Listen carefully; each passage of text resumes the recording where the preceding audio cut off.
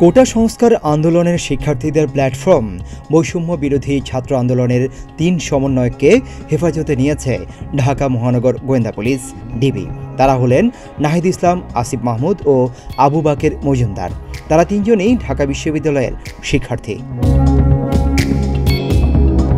শুক্রবার রাতে ঢাকা মহানগর পুলিশ ডিএমপি এর অতিরিক্ত কমিশনার মোহাম্মদ হারুনুর রশিদ এ তথ্য নিশ্চিত করেছেন।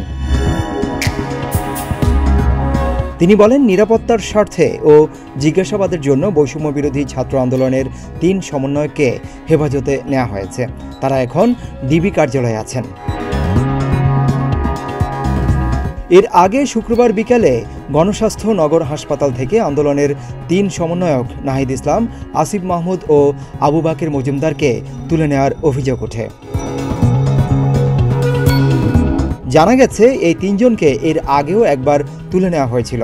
কমপ্লিট শাটডাউন বা সর্বাত্মক অবরোধ কর্মসূচি দেওয়ার পর ১৯ জুলাই মধ্যরাতে খিলগাঁওয়ের নন্দীপাড়া থেকে নাহিদকে তুলে নেওয়া হয়। ২১ জুলাই ভোরে পূর্বাচল এলাকায় তাকে ফেলে যাওয়া হয়। এরপর থেকে তিনি গণস্বাস্থ্য নগর হাসপাতালে চিকিৎসাধীন ছিলেন। অপর ২ সমন্বয়ক আসিফ ও বাকেরকেও ১৯ জুলাই তুলে নেওয়া হয়েছিল। ৫ দিন পর ২৪ জুলাই আসিফকে হাতিরঝিল ও বাকেরকে ধানমন্ডি এলাকায় ফেলে যাওয়া হয়। এরপর থেকে আসিফ ও গণস্বাস্থ্য নগর হাসপাতালে চিকিৎসাধীন ছিলেন। হাসপাতালে তার সঙ্গে থাকছিলেন বাকের।